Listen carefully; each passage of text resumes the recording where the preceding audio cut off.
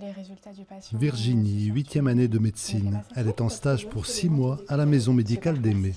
Depuis que je suis toute petite, je parle plus ou moins de faire médecine. Pour devenir interne, Virginie a passé un examen dit de classement national. À l'issue des résultats, elle a choisi médecine générale. Si on veut une spécialité, il faut être bien classé. Et généraliste, on dit souvent que c'est pas grave si on n'est pas bien classé, si on veut faire médecine générale. À l'université, le métier de généraliste serait donc moins glorieux, moins estimé.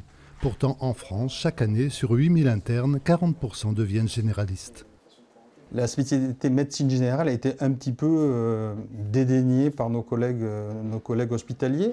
Aujourd'hui, les choses commencent à évoluer. Tous les étudiants passent en stage en 2e cycle chez le praticien. Donc, ça démystifie aussi ce qu'est le travail du médecin généraliste, qui a évolué au cours des 20 ou 30 dernières années. Allez-y, respirez.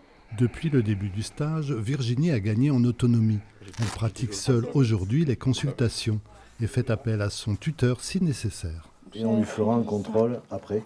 Un contrôle si jamais ça perd. C'est bien de pouvoir demander à chaque fois que j'ai un souci ou quoi que ce soit.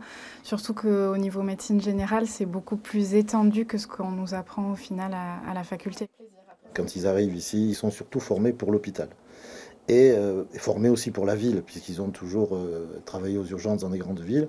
Ici, il y a tout un contexte social d'isolement, de personnes âgées, de difficultés à se déplacer, de prescrire des examens qui peuvent paraître compliqués à des gens âgés.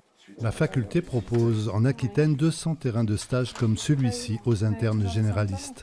Cette immersion en cabinet suffira-t-elle pour les convaincre de s'installer praticiens dans nos campagnes ?